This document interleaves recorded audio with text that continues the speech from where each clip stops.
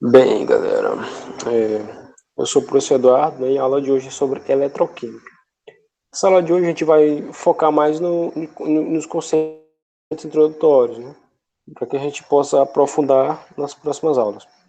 Então, a gente sabe que nos dias de hoje, né, é muito corriqueiro, né, a gente vê televisores, né, computadores, micro-ondas, aparelhos celulares, notebooks, ar-condicionados. Todas essas tecnologias, elas nos dão um conforto maior e uma praticidade maior. Mas essas tecnologias não seriam possíveis sem a eletricidade, né? Ou sem a corrente elétrica, né? Então fica a pergunta, o que é corrente elétrica? Nada mais é do que um movimento ordenado de elétrons, né, que transitam, né, em um determinado intervalo de espaço, né, ou transitam em um fio, né, por exemplo. Esse movimento ordenado, ele gera um fluxo de elétrons, né, que pode vir a realizar trabalho.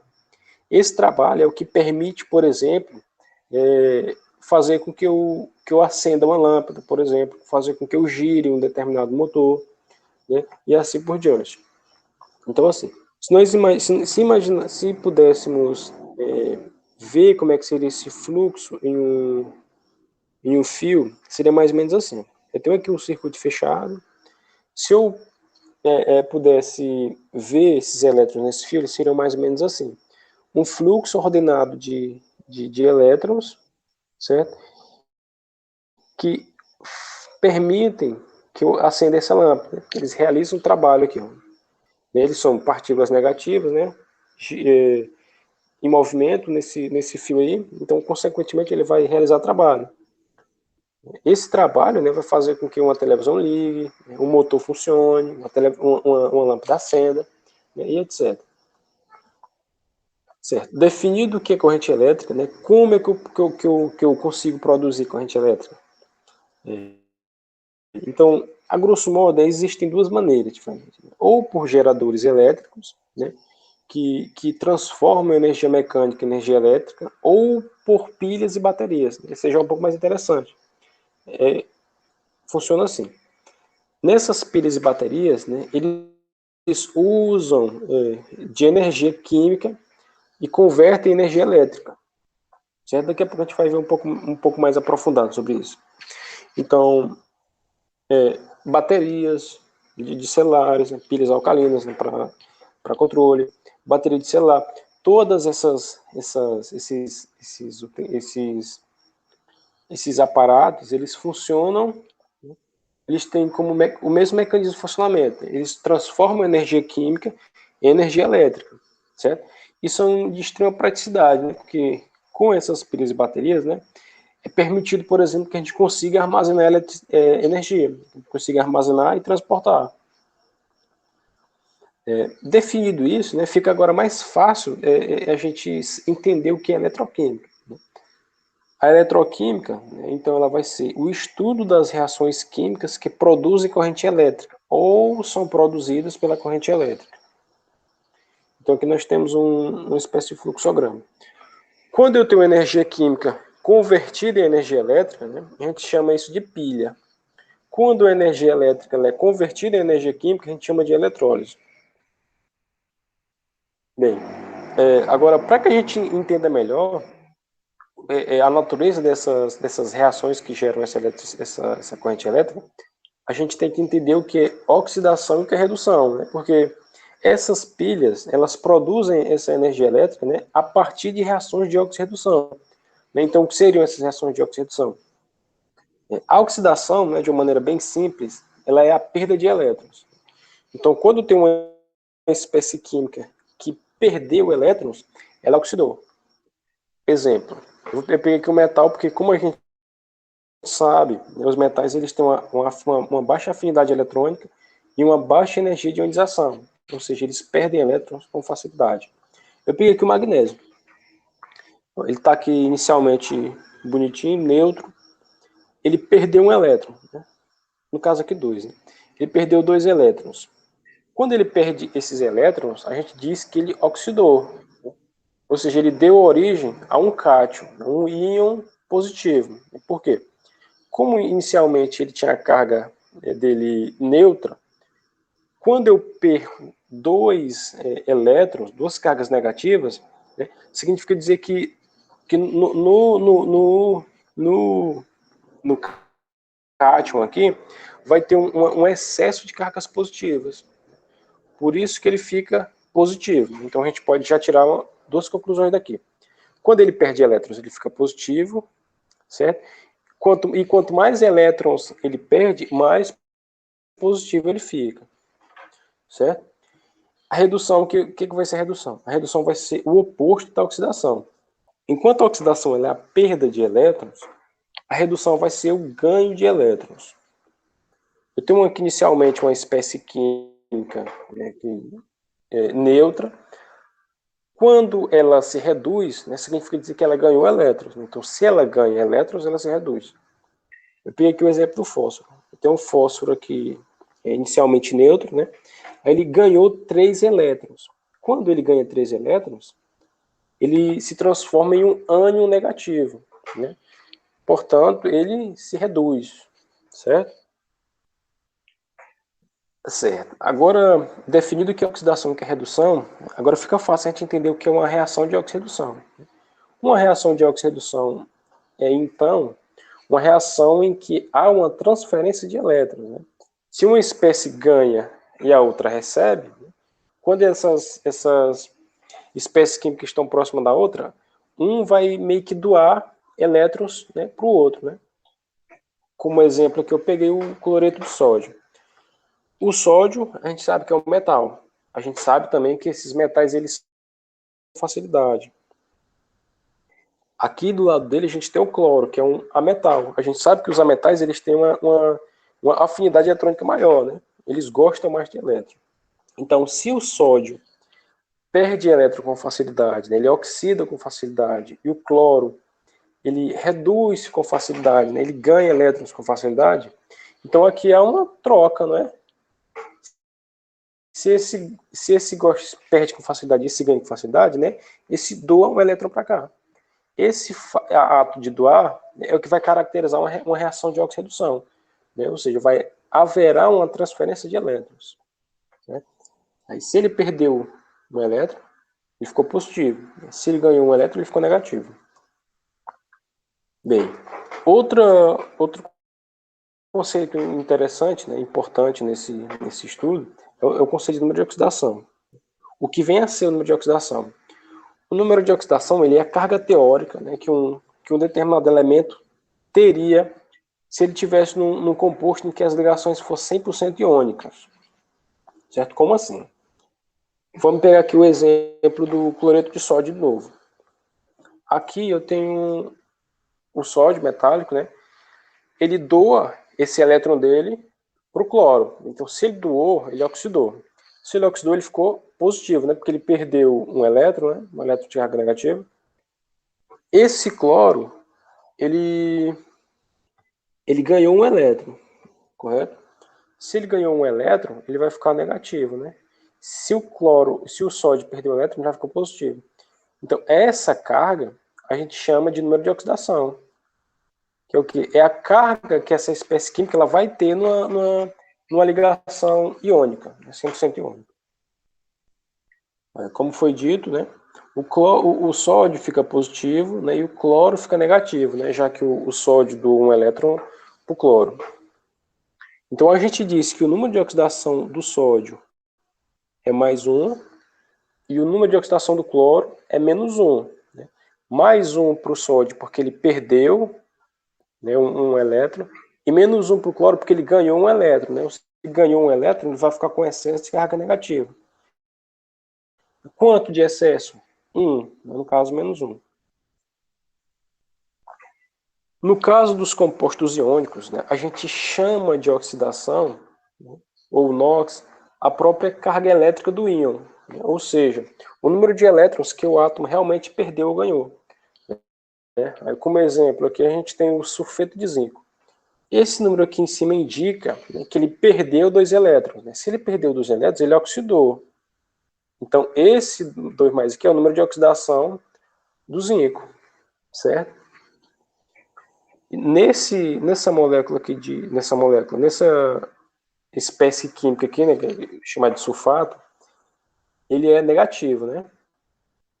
Porque esse doou elétron para essa espécie. Mas se ele está negativo aqui, é porque ele recebeu elétron. E se ele recebeu elétron, ele reduziu.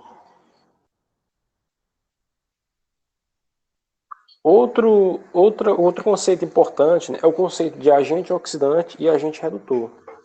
O agente oxidante, né, como o nome diz, ele é o agente ou um elemento ou substância, né, que provoca a oxidação, certo?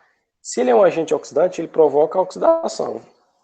Se ele provoca oxidação, significa que ele reduz, certo? Para que o outro oxide, ele tem que reduzir. Agente redutor. O agente redutor é o contrário, né? O agente redutor vai ser quem? Vai ser aquela espécie que provoca a redução, né? Ou seja, ele oxida. Não entendi. Bora lá. Peguei aqui o exemplo de outro metal e uma metal. Nesse caso aqui a gente sabe que o ferro vai doar elétrons, né, para o oxigênio, certo? Se ele doou elétrons, ele perdeu elétrons, ele oxidou. Se ele oxida, né, o oxigênio recebe esses elétrons e reduz, né, porque ele está ganhando elétrons. Né? Então, se ele reduz e esse oxida, significa dizer que o oxigênio é um agente oxidante, né, porque ele está provocando a oxidação do ferro. E o ferro, por sua vez, é um agente redutor, porque ele está provocando a redução no O2, certo? Então tá aqui, ó. O ferro é um agente redutor, né, porque ele oxida, provoca a redução do oxigênio, e o oxigênio é um agente oxidante, né, porque ele se reduz e provoca a oxidação de outra espécie, né, no caso aqui o ferro. Certo. Definido, né, o que é NOx, é importante que a gente saiba calcular esse NOx, né, num determinado composto. Então, para que eu calcule, né, existem já alguns valores de NOx, né, tabelado, né, que já é conhecido. Por exemplo, o número de oxidação de um elemento ou substância simples é zero. O que é que isso quer dizer? Substâncias simples como o O2, H2, Cl2, todas essas substâncias simples, ou o elemento que é neutro, ele tem um NOx, né, zero, né, porque afinal de contas ele não está ligado a ninguém. Né? E no caso do O2, como eu tenho duas espécies químicas iguais, não existe ali uma diferença de eletronegatividade, né, que faz com que uma ceda ou ganhe elétron, né, uma em relação à outra. Nos compostos, né, estamos os seguintes valores. No caso do hidrogênio, ele é sempre mais um, certo? Exceto nos hidretos metálicos, né, como por exemplo, hidreto de sódio, né, hidreto de cálcio, né, e etc. Onde ele vai ser menos um. Né? Esse menos um é simplesmente porque quando ele está ligado a um metal, a gente sabe que o metal ele perde elétron com facilidade. Então, se esse metal perde elétron, ele vai ficar com um NOx positivo, certo? Então, alguém vai ter que pegar esse elétron. No caso aqui vai ser o hidrogênio. Por isso que o hidrogênio nessas espécies ele é negativo. Já o oxigênio, ele é sempre, quase sempre, né? Mas quase sempre menos 2. As únicas exceções são quando ele está ligado em peróxidos, né? Como por exemplo o H2O2, né? Que é a água oxigenada que a gente conhece, o Na2O2, né? E etc. Onde esse NOx vai ser menos 1. O número de oxidação dos elementos das colunas A, da classificação periódica dos elementos, eles pode ser deduzido, né, do próprio número da coluna, de acordo com esse esquema aqui. Ó. Eu tenho aqui o número da coluna, por exemplo, a família 1A. O NOx desses metais, eles vai ser mais 1. Né? Família 1A, mais 1. Família 2A, mais 2. Família 3A, mais 3. Por que isso acontece? Quando a gente faz a distribuição eletrônica, a gente percebe que esses elementos da família 1A, eles possuem apenas um elétron na camada de valência, certo? E como a gente viu lá na regra do octeto, né, para que um elemento ele adquira estabilidade, ele tem que se assemelhar a um gás nobre, né? Ou seja, ele tem que ter 8 elétrons na sua camada de valência. A única exceção é o hidrogênio e o lítio, né, que eles ficam estáveis quando eles se assemelham ao hélio. Então, esses elementos da família A, eles vão ficar estáveis quando eles perderem esse único elétron que eles têm. O da família 2A, eles vão ficar estáveis quando eles perderem os dois únicos elétrons que eles têm na camada de valência. Os da família 3A, quando eles perderem os 3 elétrons da sua camada de valência. Da 4A até a 7A, né, eles podem tanto perder esses elétrons quanto ganhar elétrons. Qual o número máximo que um elemento da família 4A pode perder? Mais 4. Qual é o número máximo que ele pode ganhar? Menos 4. Se vocês observarem aqui, ó, dá 8, né? 5A. Qual é o máximo de elétrons que ele pode perder? Mais 5. É porque eles têm 5 elétrons na camada de valência, né? Então eles podem perder esses 5. É muito difícil, né? Mas qual é o máximo que eles podem ganhar? Então, se eles têm 5 elétrons, eles ganham 3, eles ficam né, com o octeto completo.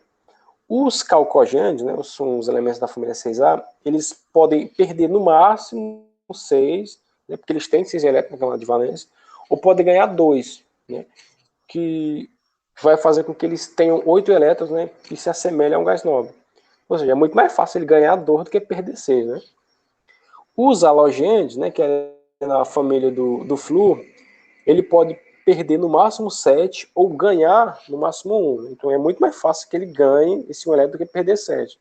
Até porque a energia de ionização seria muito, muito, muito grande, né, para tirar 7 elétrons de um átomo. Certo? Então aqui, para que fique mais claro. Esse aqui é um A, né, os metais alcalinos. Eles têm um número de oxidação mais 1. Então, o hidrogênio, lítio, sódio, potássio, rubídio, césio, frâncio, eles possuem 100% das vezes, né, dos exemplos que a gente vai ver, o número de oxidação mais 1. Na família aqui do berílio, né, do magnésio, da família 2A, como eles possuem apenas 2 elétrons na camada de valência, eles têm uma tendência de perder esses 2 elétrons, né, para que eles fiquem mais estáveis. Aqui é o mesmo esquema. Família 13 ou 13A ou 3A, eles perdem esses 3 elétrons para que eles fiquem mais estáveis. Da família 4A em diante, é aquele esquema. Né? Ele pode perder os elétrons que ele tem na camada de valência ou pode ganhar, né, de maneira que ele complete o octeto. E agora, como é que se calcula o NOx? Vamos aprender na prática. A gente vai calcular aqui o NOx do enxofre. A gente já viu que o NOx do oxigênio é menos 2, na maioria das vezes, e do hidrogênio é mais 1. Né? Oxigênio menos 2, hidrogênio mais 1. Então, como eu sei o NOx dos dois aí, fica mais fácil de calcular o do meio, que eu não tenho ainda. Só que eu tenho que prestar atenção numa coisa. A soma dos números de oxidação é igual à carga da molécula da qual o elemento faz parte. Como assim? O número de oxidação dessa espécie, mais o número de oxidação dessa espécie, mais o número de oxidação dessa espécie, a soma desses números de oxidação tem que ser igual à carga total da molécula, que nesse caso aqui é 0. Então vamos lá calcular. Primeiramente, eu tenho 2 hidrogênio, né? Ou seja, 2 vezes mais 1, mais X, que é o que eu quero, que eu não tenho ainda, mais 4 vezes, né? Porque são 4 átomos de oxigênio, 4 vezes menos 2, né? Menos 2 é o NOx do oxigênio. Isso tem que ser igual a 0, né? Já que a carga total da molécula é 0. Né? Se fosse menos 1, aqui seria igual a menos 1. Né? Mas como é 0, isso aqui tem que ser igual a 0. Né? Então, a gente fazendo aqui as manipulações matemáticas da equação, a gente vai achar que o NOx do enxofre é mais 6. Como é que funciona esse princípio? como eu já conheço o NOx desse e conheço o NOx desse, né, eu faço a pergunta: qual é o NOx do enxofre, qual é o NOx que o enxofre tem que ter, né, para que a soma desses NOx seja igual a zero? Certo? Então, por isso que a gente faz essa equaçãozinha aqui. A resposta é 6, né? Ele tem que ter 6, o NOx tem que ser 6, para que a soma desses NOx seja igual a zero. Certo, agora vamos aqui para algumas questões de fixação. Alternativa 1. Aliás, questão 1. As afirmações a seguir são relativas às reações de oxirredução. Primeira, oxidação é ganho de elétrons e redução é perda de elétrons. A gente sabe que não, né? A gente sabe que a oxidação é perder elétrons, né? Não ganhar. E que a redução é ganhar e não perder. Então, essa aqui está errado. O elemento oxidante é responsável pela oxidação e, portanto, é aquele cujo número de oxidação aumenta. Não, a gente sabe que não, né? Como ele é um agente oxidante, ele se reduz. Se ele reduz, o número de oxidação diminui, né? Porque se ele reduz, ele ganha elétrons. E se ele ganha elétrons, ele fica mais negativo. E se ele fica mais negativo, significa que ele está diminuindo o NOx. Então essa aqui também está errada. O número de elétrons cedidos pelo redutor, né? Ou seja, se ele é redutor, ele está oxidando. Ou seja, até que está coerente. É igual ao número de elétrons ganhos pelo oxidante. Correto. Né? Se ele é oxidante, significa que ele está reduzindo. Né? E se ele está reduzindo, ele realmente está ganhando elétrons. Então, isso aqui está correto. O elemento reduzido recebe elétrons. Correto. Né? A gente viu que quem oxida perde, quem reduz ganha. Portanto, a alternativa está correta. Então, as verdadeiras são 3 e 4. Qual é a resposta correta? D de dado. 2. Descobertas recentes da medicina indicam a eficiência do óxido nítrico, NO, no tratamento de determinado tipo de pneumonia, sendo facilmente oxidado pelo oxigênio a NO2. Quando preparado em laboratório, o ácido nítrico deve ser recolhido em meio que não contenha O2. Os números de oxidação do nitrogênio no NO e NO2 são respectivamente. Então vamos lá. A informação que a gente tem é, primeiro, que a gente conhece o número de oxidação do oxigênio, né, e ele é menos 2, já que isso aqui não se trata de um peróxido. Então vamos calcular o primeiro do NO. Então vai ser N, né, que é incógnita, que eu poderia ter botado X, Y, vai ser mais o NOx do oxigênio, que é menos 2, igual à carga da molécula, nesse caso aqui é 0. N menos 2 igual a 0, então N vai ser igual a mais 2. Então o NOx desse nitrogênio aqui é mais 2. No NO2 é o mesmo esquema. Coloco aqui o que eu quero achar, que é no nitrogênio, poderia ter colocado X, Y, não interessa. Mas 2 vezes, né, porque são dois átomos de oxigênio, 2 vezes menos 2, né, que é o NOx do oxigênio. Isso tem que ser igual à carga total da molécula, que no caso que ela é neutra, ela é 0. Então aqui fica claro que vai ser 4, né?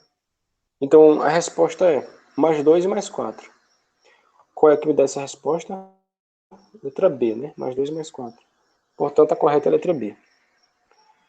Fim. Né? Então, na próxima aula a gente continua. A gente vai falar agora sobre a pilha de Daniel na próxima aula, certo? Obrigado pela atenção.